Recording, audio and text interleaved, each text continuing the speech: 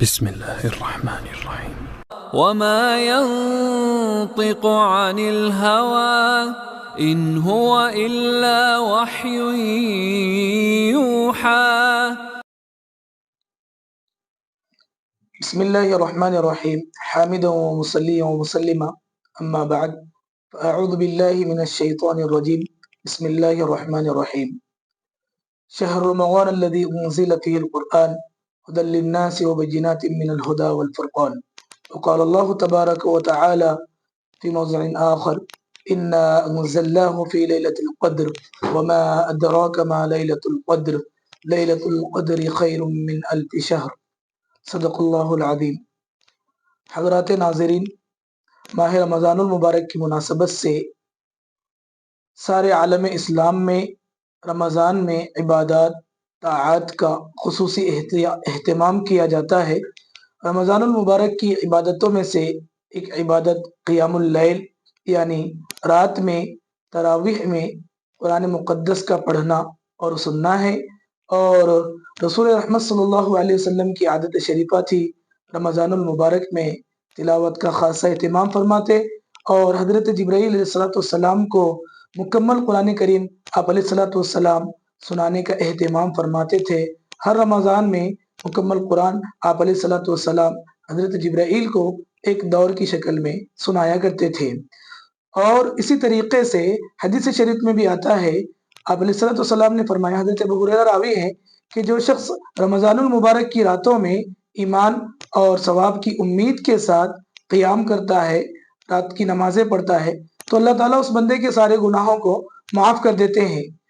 تو ان آیات اور احادیث کی فضیلت کی روشنی میں امت محمدیہ کی روایت رہی ہے کہ رمضان میں تراویح کا اہتمام کرتے ہیں، اور اکابرین ملت نے اس عنوان پر بہت سی کتابیں تحریر فرمائی ہیں، اور مختلف حضرات اپنے اپنے نہج پر اس ٹاپک پر اس عنوان پر کام کر رہے ہیں، اور قوم کی خدمت میں دین کی بنیادی باتیں، قرآن کا نچوڑ وغیرہ پیش کرنے کی کوششیں کرتے ہیں۔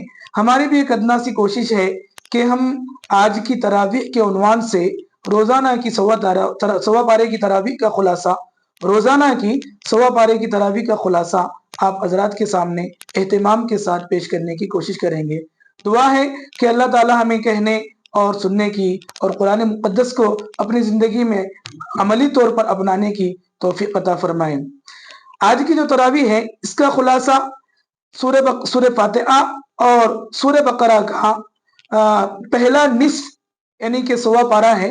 اس میں اللہ رب العزت کے بے شمار احکامات ہیں۔ سورہ فاتحہ میں الحمدللہ رب العالمین الرحمن الرحیم مالک یوم الدین، یہاں تک کہ جو سورہ فاتحہ ہے اللہ کی تعریف، اللہ کی بڑائی، اللہ کی بزرگی، اللہ کی کبریائی، یہاں تک کہ اللہ رب العزت جو ہے روز جزا کے مالک ہیں۔ ہم تمام کو اللہ کی بارگاہ میں پیش ہونا ہے، ہمارے کیے ہوئے کھرے اور کھوٹے کی ہمیں جزا پانا ہے۔ ان ساری چیزوں کا ذکر اللہ رب العزت نے مالک یوم الدین تک ذکر فرمایا ہے۔ اس کے بعد جو ہے ایک آیت اللہ اور بندوں کے درمیان مشترکہ طور پر ہے، ایاک نعبد، اس میں کہا گیا ہے کہ اللہ ہم آپ ہی کی عبادت کرتے ہیں، وہ ایاک نستعین، جب ہم اللہ کی تعریف کیے ہیں، اللہ کی بڑائی بیان کیے ہیں، اللہ کی بزرگی بیان کیے ہیں، اپنا سب کچھ کرتا دھرتا اپنا خالق مالک جب ہم اللہ کو مان رہے ہیں، تو اللہ سے مانگنا بھی ہمارا عبدیت کا تقاضا ہے۔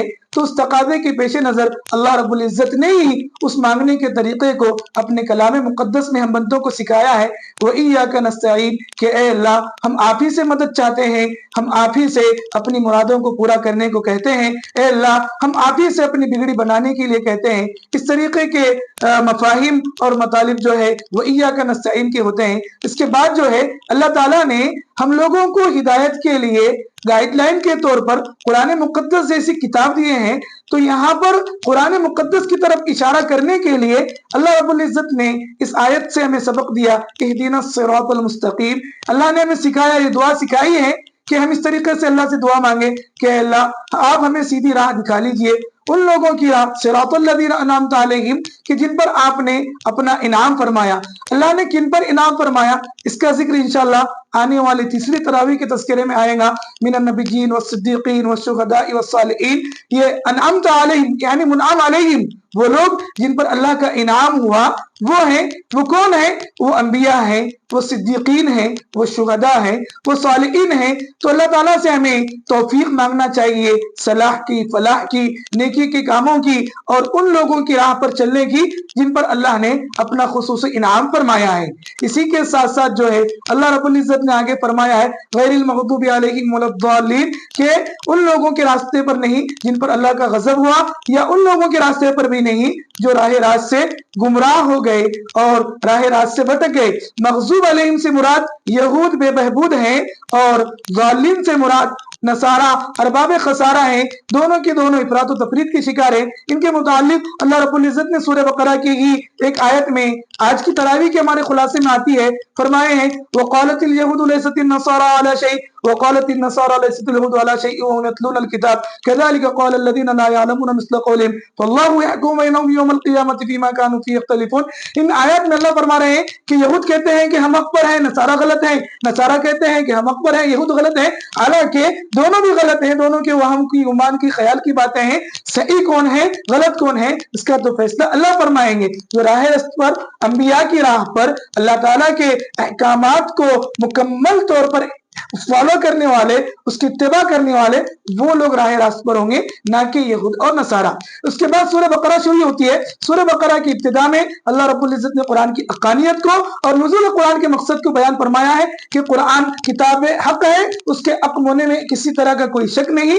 مختلف مقامات پر اللہ تبارک و تعالیٰ نے مختلف چیلنجز ان اہل باطل سے، ان ارباب باطل سے کیے ہیں جن لوگوں نے قرآن کے جھوٹا ہونے کا یا قرآن کے نعوذ باللہ رسول اللہ صلی اللہ علیہ وسلم کا وضع کردہ اور من گھڑت کلام ہونے کا دعویٰ کیا ہے، یا وہ لوگ جو خود چیلنج کرتے تھے کہ ہم قرآن سے اچھا کلام پیش کریں گے۔ اللہ نے یہاں سورہ بقرہ کی آیت ہے، دوسرے رکوع کی آیت ہے فَأْتُوا بِسُورَةٍ مِّن مِّثْلِهِ إِن كُنتُمْ صَادِقِينَ وَادْعُوا شُهَدَاءَكُم مِّن دُونِ اللَّهِ إِن كُنتُمْ صَادِقِينَ۔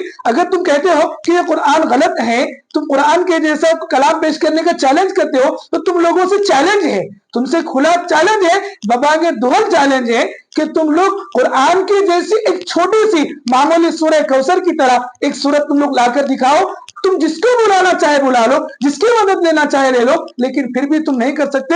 اگر تم اپنے دعوے میں سچے ہو کہ نعوذ باللہ محمد رسول اللہ صلی اللہ علیہ وسلم غلط ہیں، قرآن غلط ہے، ان کی وضع کردہ اور من گھڑت کتاب ہے، تو تم اپنے اس دعوے کو صحیح ثابت کر دکھانے کے لیے تم اس جیسی ایک چھوٹی سی صورت لا کر دکھاؤ۔ اگر تم اپنے دعوے میں سچے ہو، پھر اللہ تعالیٰ کہتے ہیں کہ تم نہیں کر سکتے، یہ تمہارے بس کا کام نہیں، بلکہ فَلْيَأْتُوا بِحَدِيثٍ مِّثْلِهِ إِن كُنتُمْ صَادِقِينَ۔ ایک جگہ پر اللہ تعالیٰ نے فرمایا کہ قرآن کی ایک آیت کا ایک حصہ ہی لا کر بتاؤ اگر تم اپنے دعووں میں سچے ہو۔ تو عرب کی سرزمین کے جو عرب جان اپنے آپ کو عربی کہتے ہیں، جو ہمیں اور ساری دنیا کی انسانیت کو عجمی کہتے ہیں، ویسی زبان کا، فصاحت کا، بلاغت کا دعویٰ کرنے والے لوگ گھٹنے ٹیک دیے ہیں۔ قرآن مقدس کے نزول کو آج 1450 سال کا عرصہ مکمل ہو گیا ہے، وہ لوگ قرآن کی نظیر کیا، قرآن کی ایک آیت کے ٹکڑے کی بھی نظیر آج تک پیش نہیں کر سکے اور قیامت تک کوئی پیش نہیں کر سکیں گے۔ تو ہم مسلمانوں کو چاہیے کہ قرآن کی حقانیت کا یقین اپنے ذات کے اندر اپنائیں، اپنے بچوں کو بتلائیں، اپنے متعلقین کو بتلائیں کہ اللہ رب العزت نے کتاب مقدس، کتاب حق انسانیت کی ہدایت کے لیے نازل فرمائی ہے۔ اسی کو اللہ رب العزت نے ذالک الکتاب لا ریب فیہ ھدی للمتقین، اس کے بعد 5 آیتوں میں جو ہے اہل ایمان کا تذکرہ ہے، اہل ایمان کی خوبیوں کا تذکرہ ہے کہ الذین یؤمنون بالغیب ویقیمون الصلاۃ ومما رزقناہم ینفقون، کہ ایمان والے وہ ہیں جو اللہ کی نازل کردہ کتاب پر ایمان لاتے ہیں، غیب کی باتوں پر ایمان لاتے ہیں، اللہ پر یقین رکھتے ہیں، نماز ادا کرتے ہیں اور اللہ کی دی ہوئی چیزوں میں سے اللہ کی راہ میں خرچ کرتے ہیں۔ پھر اللہ فرماتے ہیں کہ یہی لوگ آخرت پر ایمان اور یقین رکھنے والے ہیں، اور یہی لوگ صحیح اور واضح ہدایت پر ہیں، نہ کہ وہ یہود اور نصارہ جو آپس میں یہ کہتے ہیں کہ ہم ہدایت پر ہیں، وہ کہتے ہیں کہ ہم ہدایت پر ہیں۔ وہ ہدایت پر نہیں ہے، بلکہ یہ جس صفات جو اللہ نے بیان کی ہیں، یہ صفات جس انسان کے اندر ہے وہ راہ ہدایت پر ہے۔ پھر آگے چل کر اللہ رب العزت نے کچھ لوگوں کا تذکرہ کیا ہے کہ قرآن کو سنتے ہیں، حدیث کو سنتے ہیں، اللہ کے فرامین کو، نبی کے فرامین کو سنتے ہیں، لیکن ان کے برابر ذرہ برابر بھی کوئی چیز ان کے پر مؤثر اور اثر انداز نہیں ہوتی. تو اللہ تعالیٰ ان کے بارے میں بیان کیے ہیں، ختم اللہ علی قلوبہم وعلی سمعہم وعلی ابصارہم غشاوہ ولہم عذاب عظیم. حق سنتے ہیں لیکن اس کو دل سے سننے کی ان کے اندر طاقت نہیں کہ وہ عمل نہیں کر سکتے. حق کو دیکھتے ہیں لیکن اب کا یقین ان کے اندر اس لیے نہیں کہ حق کو دیکھنے سے ان کی نگاہیں عاجز ہیں. پھر اسی طریقے سے حق کو سمجھنے سے ان کے قلوب قاصر ہیں، کیونکہ اللہ تعالیٰ نے ان کے قلوب پر سل کر دی ہے، مہر لگا دی ہے. پھر اس کے بعد منافقین کا تذکرہ ہے. منافقین جو ہے رسول اللہ صلی اللہ علیہ وسلم کی خدمت میں حاضر ہوتے تو کہتے کہ ہم آپ کے ہیں، کفار کے پاس جاتے تو کہتے کہ ہم آپ کے ہیں. ان کے متعلق اللہ رب العزت نے فرمایا لا الہ الا مذبذبین بین ذلک، کہ نہ ادھر کے رہے نہ ادھر کے رہے، نہ خدا ہی ملا نہ وصال صنم. اس کے حقیقی مقدار ہے. اس کے متعلق چوتھی تراویح کے تذکرے میں آپ کے سامنے بات آئیں گی انشاءاللہ. ان المنافقین فی الدرک الاسفل من النار، کہ جہنم کے سب سے خطرناک ترین ٹھکانہ جو ہے وہ منافقین کے لیے ہے. تو منافقین کی یہ صفات تھی. پھر اس کے بعد جو ہے اللہ رب العزت نے بنی اسرائیل کا تذکرہ کیا ہے.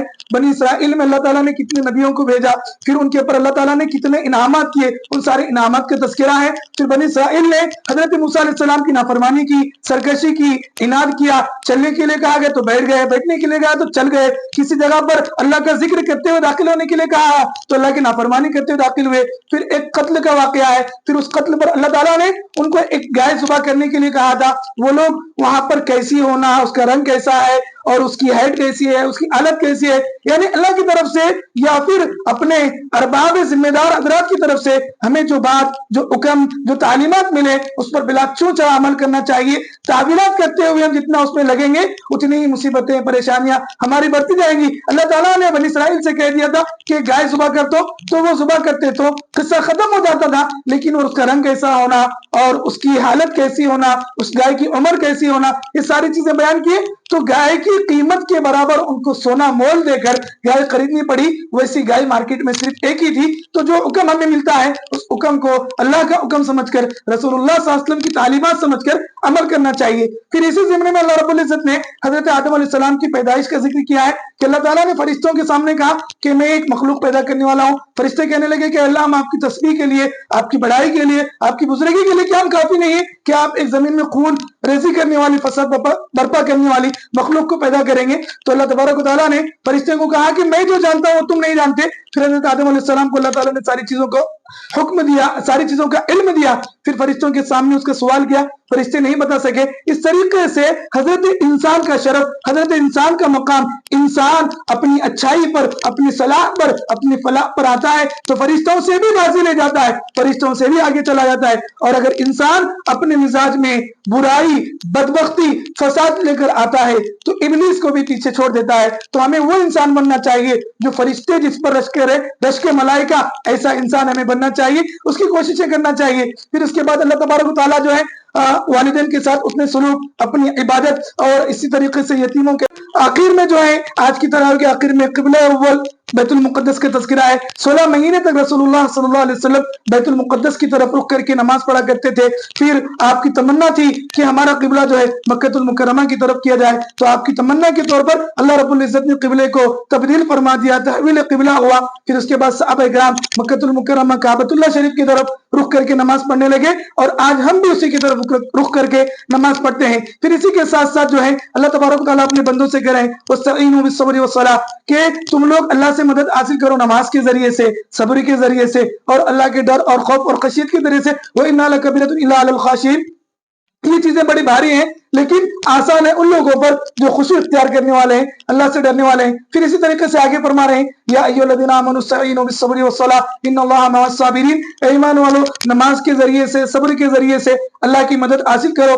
اپنے زندگی میں آنے والے احوال میں اللہ فرما رہے ہیں وَلَنَبْلُوَنَّكُمْ بِشَيْءٍ مِّنَ الْخَوْفِ وَالْجُوعِ وَنَقْصٍ مِّنَ الْأَمْوَالِ وَالْأَنفُسِ وَالثَّمَرَاتِ وَبَشِّرِ الصَّابِرِينَ، کہ ہم تمہاری زندگی میں اچھے برے ہر قسم کے حالات، تمہارے مال میں کمی کر کے، جانوں میں کمی کر کے، تمہارے کسی اعزاء و اقارب رشتہ داروں کی جانوں کو لے کر کے، تمہارے کاروبار میں گھاٹا کر کے تمہیں آزمائیں گے، تو تم صبر کرو. اور میرے پیارے حبیب صلی اللہ علیہ وسلم آپ صبر کرنے والوں کے لیے بشارت دیجئے وبشر الصابرین الذین اذا اصابتهم مصیبہ قالوا انا للہ وانا الیہ راجعون کہ صابرین کا شعار کیا ہے؟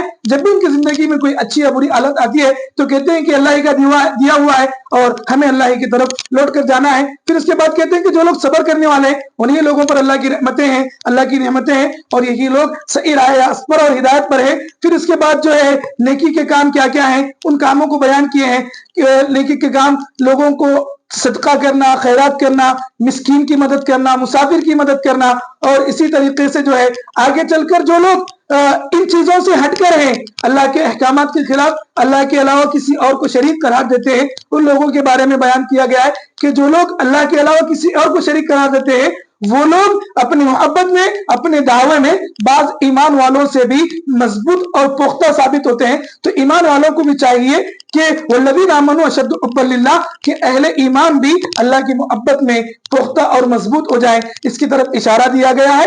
اور اسی طریقے سے آگے چل کر روزے کی فرضیت وغیرہ کا حکم آئندہ کل کی تراویح کے خلاصے میں آئے گا. انشاءاللہ ہم آپ کے سامنے بہت جلد حاضر ہوں گے. اللہ تعالیٰ سے دعا ہے کہ جو باتیں بیان کی گئی ان باتوں کو سمجھنے کی اور ہمیں اپنی زندگی میں اپنانے کی توفیق عطا فرمائے. وآخر دعوانا الحمدللہ رب العالمین.